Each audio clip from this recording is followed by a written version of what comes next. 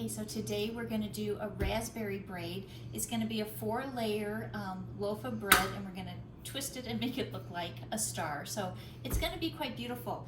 The only thing I want to really mention, this is still done by straight dough method, is that our liquid in this formula is milk, so it's going to make a very tender product. I don't have any water, so I'm not going to proof the yeast in the milk, because what would happen, the fat in the milk keeps the yeast from bubbling, and I really wouldn't know if the yeast is alive.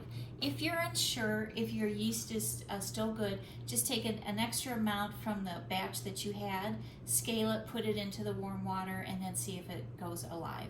But I know this is good because it's a fresh batch of yeast. So you're gonna watch me mix this as straight dough method, and then I'm just gonna put it in a grease bowl and let it start to proof.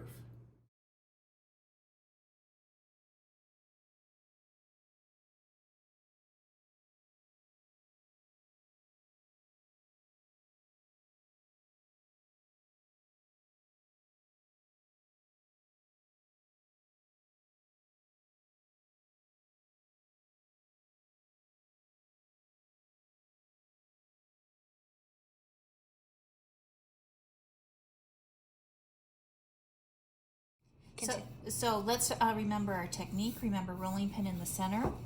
Do 1/8 of a turn, because we are looking for a circle. We're not looking for Oklahoma or Texas. Keep moving this so it doesn't stick on the bench.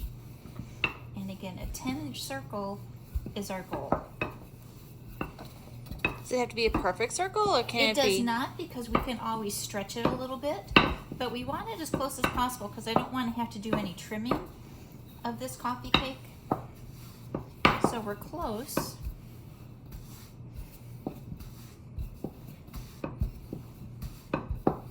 So if you lose the shape a little bit, you can see I'm going to come back and just stretch it a little bit to get my circle. And so I'm going to do this 4 times, and then I'm going to show us how to build. So you did this one? Yep. And you're going to roll up these 1, 3? 2, yep, 2, 3, and 4, and then we'll come right back. Sounds good. Okay. Oh, so we need to start to build. So first layer is going to be our jam. We're not going to keep a dry border. We're going to take this all the way out to the edge. Now you can actually make this any filling you want. You could do raspberry, you could do guava, you could do apricot, cranberry. The only thing you want is to make sure that your filling is what's called shelf stable, not like a Smucker's jam, because that will actually just bleed out and start to burn when it's in the oven. Okay, so first layer's down. Second layer, I'm gonna put right on top. See, and remember I said if it's not a perfect circle, that's okay, because look, we can stretch it, and the jam acts like glue. And this layer, I'm going to put on some Bavarian cream. And the same thing, I'm going to take it right to the edge. Now I'm not putting a lot of jam on, really about 1/8 of an inch, because I do have 3 layers of filling. We don't want it too sweet. Okay, and on this layer I'm going to put a little bit of streusel, and again this will just give a little bit of texture difference to the star, so everything isn't soft, soft, soft. And who doesn't like a little streusel in their life? No one. Next layer down. This one I'm going to repeat with the jam. Just going to press it together. So you're doing 2 layers of jam, 1 layer of cream? Correct. Okay. So if you were doing it, what flavor would you do, Kelsey? Well, I'm a fan of raspberry, so I'd probably do raspberry. Cherry is always a good classic. Your brother would want blueberry. Lance would want blueberry. Dad would probably want cherry. Yeah, he's a cherry guy. What flavor would you do? I would probably do raspberry. That's my favorite. But I might put a little chocolate chip in there too, because I like raspberry and chocolate. That would be really good. Yeah. Okay, so here we go. Last layer on top.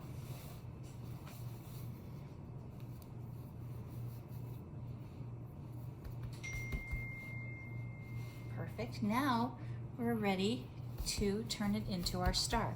So what I want to do first is flatten this, and then I'm going to put a cutter right in the center, because that's going to mark the center of my star. I'm going to take my knife and I'm going to cut this in 4 sections.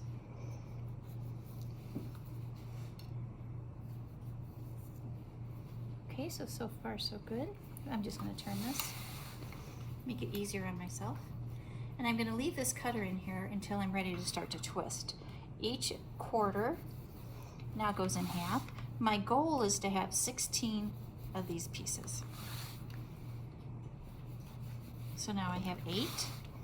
Are you with me so far? Mm-hmm. Okay. And now each goes in half again. And you can see now too why it was important to chill this dough. Otherwise it would just be stretching a little bit too much. And you'll notice I'm working this off of the sheet tray because I don't want to have to fight the lip of the sheet pan. So if you didn't have a sill pad again, you would just be doing this on a sheet of parchment paper. So now I have my 16 pieces. So remember, I do quarters. Each quarter went in half, and then each piece after that went in half again. So I got 16. So now I'm ready to start my twists. So what I'm going to do is start with 2 pieces, and I'm going to twist them both to the center 3 times, and then I'm going to pinch. Okay, I move to the next 2. Twist, twist, twist, and pinch. And I just want to make sure, if you think it's going to come undone, take your knife and cut it, and that will seal those edges, because we don't want these to come undone during baking. So you know, whenever you cut something, it does push the ends together. So again, twist to the center. Now if you twist it out, that's okay too. You just want to make sure that with each of these sections you twist the same direction. And pinch that. Isn't it looking pretty so far? It looks gorgeous. This is really nice to have around the holidays too, because you know, just with the vibrant color. It's very festive. Yep. You know what would be good too? You could put pumpkin filling in here. That would be nice. Pumpkin chocolate chip. That sounds good. That does sound good. Pumpkin cream cheese. Mm-hmm.